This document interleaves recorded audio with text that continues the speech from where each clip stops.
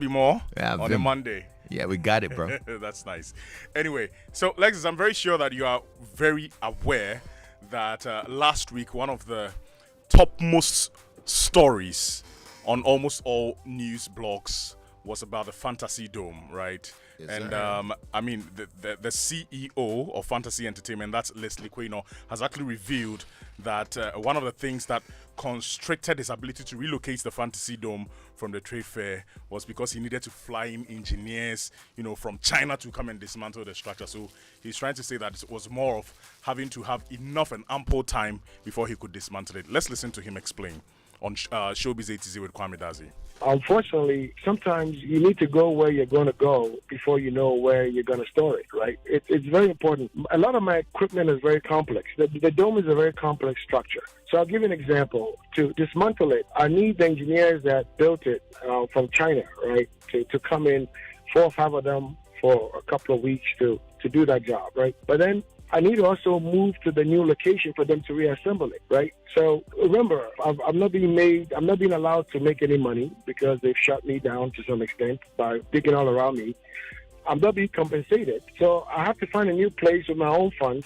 And then I have to also transport all these engineering teams around to dismantle it and reassemble it. So my aim was just to find a place to go to, right? And hopefully before the end of the term. And I tried very hard to do that. And that's why towards the end of my term, I wrote them a letter and said, just give me an extra 60 days. I'm always close to completion with my lease arrangement with the University of Ghana through UJL. I mean, we had come to finally some good terms. Give me 60 days. Let me finalize that so I can just pick up and move over there so it can be reassembled by the same engineering team instead of having to fly them back and forth to China because it's an actual cost that I'm bearing anyway. She came back and said no. The trade fair said no, we're not going to give you an extra 60 days.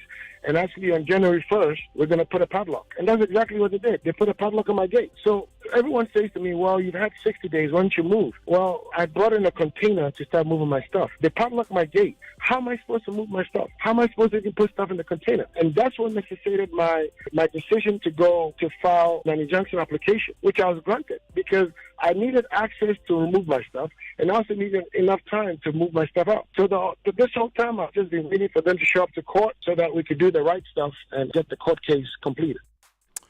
Right, so that's Leslie Quaynor, CEO of Fantasy Dome, which has been dismantled by the Ghana Trade Fair, explaining right there and justifying why he needed enough time to be able to just do away with the structure as he was instructed to do so. Quite unfortunate. But yes, if you want to catch up on that interview, just go onto our Facebook page and catch up Showbiz ATZ with Kwame Dazi.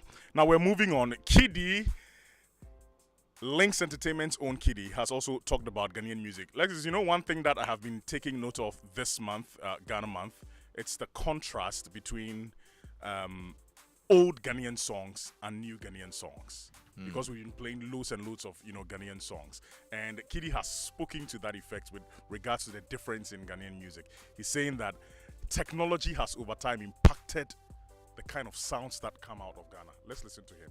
That's changed a lot, right? Based on what we used to know growing up, where it used to be cassettes and CDs. Charlie, and we suffer. Yeah, right now, Charlie. See, I just change the song anyhow I like. Just press button. Yeah, press before take the cassette, then 10 hour, take it inside. And right now, even the cars they are making, they're not even making CD players in the cars anymore. Right. But it's all streaming, plug and play. Right. And it has its cons, it has its, but Pros, it's open as the world has become a global village right now. It's so right. easy for you to penetrate other markets and get your music across the globe. Yeah, so that's Kiddy right there. He was on with DJ Black on the open house party over the weekend. Now to my very final story.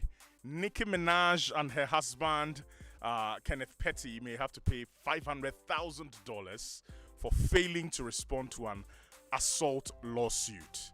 And, I don't know why sometimes they overlook some of these things. But, yeah, TMZ shared documents it obtained that highlighted a default judgment against the couple in LA County Superior Court. And the amount of the judgment was $503,318. Now, the default judgment comes from a security guard named Thomas, who sued Nicki Minaj and Petty for $753,000 in 2022 for an assault that allegedly happened during a show in 2019. In Frankfurt in Germany. So, since they didn't take care of that, now they may have to pay even more. I don't know how it's going to turn out, but we'll wait to see, and we'll definitely bring you updates as and when they pop up. But thank you so much. There's more entertainment news on our Joy Entertainment social media pages as well as myjoyonline.com. Do well to catch up. I'm back on your radio tonight with The Overdrive at 8 p.m. I'm Kofi A. Ford. Kofi, thank you so much for